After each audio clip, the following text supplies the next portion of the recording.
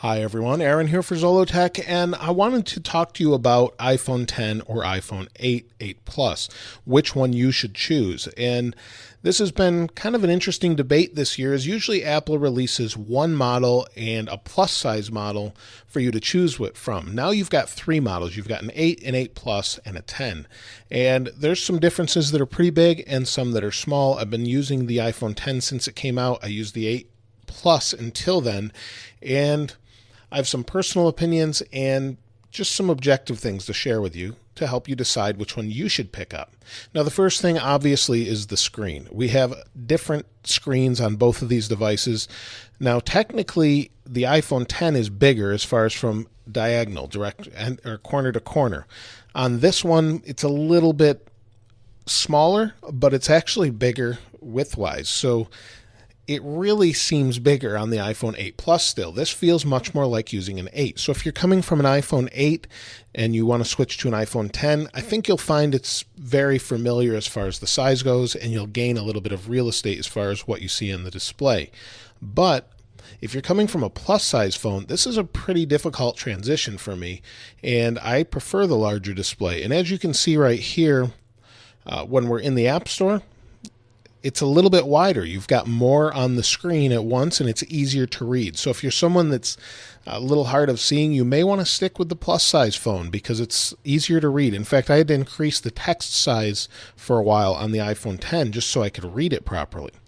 Now, let me show you one more example. If I go into Flipboard here, we'll just flip through these. You'll see it looks pretty neat on the 10 as it flows into the top corners, but you lose that width real estate that you get on the iPhone 8 Plus. So you've got the same amount of text, but you've got it in, well, you can see there's less lines on the right because there's more screen.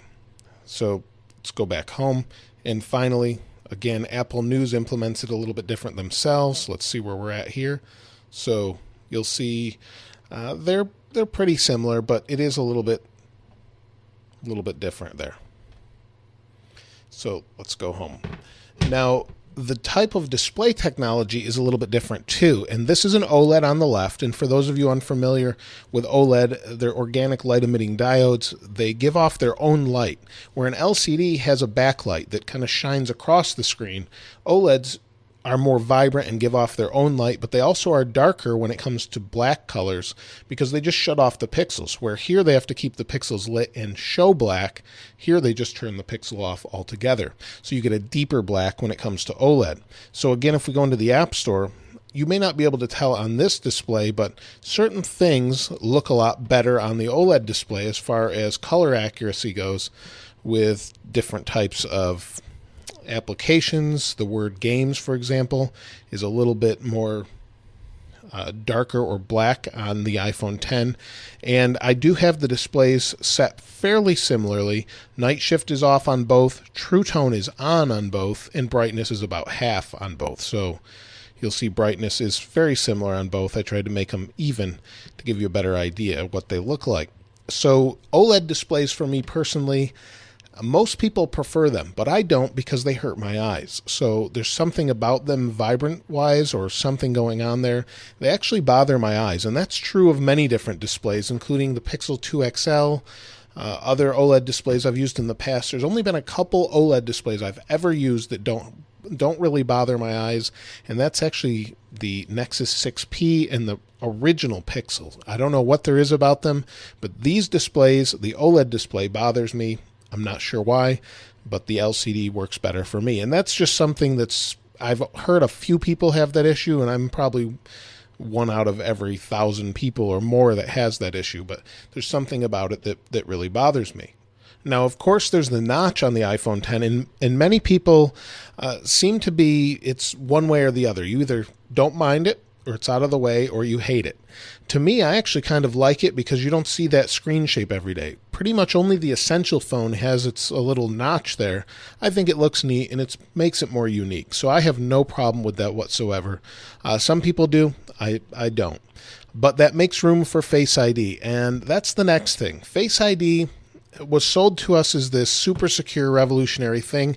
I think it's got a ways to go. I think it's like Touch ID was in the beginning, and Touch ID is just faster. If I lock the phone, unlock. It's very quick. If I lock the phone here, raise it up, it sees my face, and then it unlocks. I'll do it again.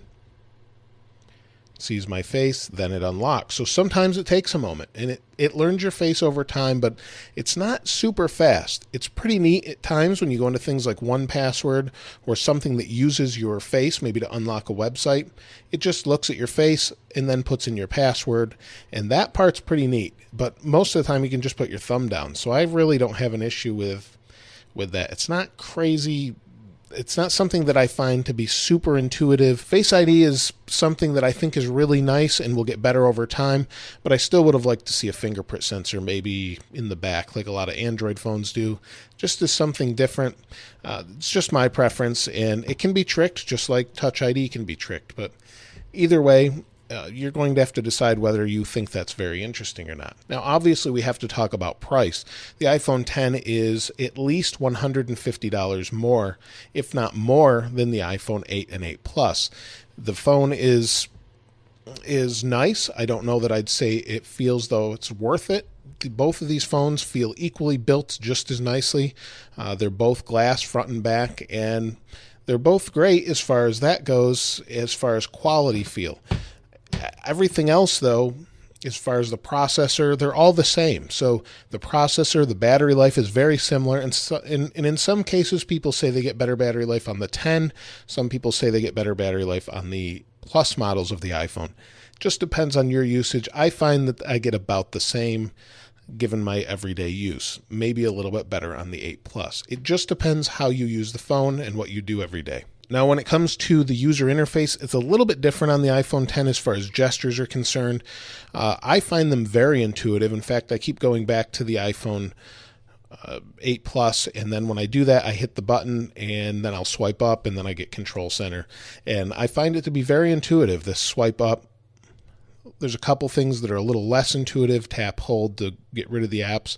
But basically, Apple says you shouldn't have to do that a whole lot, and that's just something that you either are going to do and find annoying or just leave alone like I do and it doesn't bother you. But I like all these gestures where you can swap real quick between things. They're playful and you can do a lot of neat things with them, and I think it's intuitive, and I like that for the future of iPhone. I'd like to see something like that brought to the 8 and 8 Plus, but we probably won't see that. Now, the cameras are slightly different between the different phones. We have stabilized cameras for both lenses on the back of the iPhone X and just one on the 8 Plus. So on the Plus models, the main camera here is stabilized, the other isn't. That's basically going to give you a little bit better stabilization or quality when it comes to using that secondary lens. That you might get a little bit better clarity or better pictures in low light when you're using the iPhone X. If you use that zoom a lot, that might be critical, but I don't know a whole lot of people that find that to be the reason to buy the phone. Now, of course, we have to talk about the front-facing camera and Animoji. Because of the depth sensor with the IR emitter and things that make Face ID work, you get better front-facing portrait mode, but you also get Animoji. So let's go into that. So here's Animoji, and I'm using it with the Panda, as you can see. I find it very interesting that it could be something for the future, but I don't find it something that it's a must-have. Some people love this feature, but I used it for about 5 or 10 minutes. I use it to show people what it can do, and that's about it. I never use it. I can see it for the future of animation and things like that, and it's very impressive, but I don't find it as something that I'll use regularly. The same thing, my family uses it for about 5 minutes when I show it to them, and then they say, oh, that's neat, and then that's it. So I know some people love it. I'm in the camp where it's a neat feature to have, but I'm not crazy about it. It's neat that it's there, and that's about it. So between these two phones, speed-wise, battery-wise, camera-wise, and everything else, speakers, audio, signal, is really similar. The camera is slightly better on the iPhone X, but everything else is very similar. So I'm not sure that it's worth that extra cost, especially if you're going from a Plus model to the iPhone X. Going to the smaller size phone is a little tough at first. If you've ever, when you made that transition from the smaller phone to the big one and how big this felt, it's kind of like that, and feeling like, well, I get some extra things, but I've also lost some screen real estate. This is a lot of wasted space, and maybe they'll update that with iOS 12 in June, when we probably will see some sort of update, or at least see what's next. But right now it feels like there's some wasted space on here and a smaller display. So this time around, it's really going to be whether or not you have the money to spend, or what your personal opinion is on this phone versus this one. But let me know your thoughts in the comments below. I'd love to hear which one you like better. If you picked one up already, which one you got. Let me know in the comments below. If you haven't subscribed already, please subscribe and like. As always, thanks for watching. This is Aaron. I'll see you next time.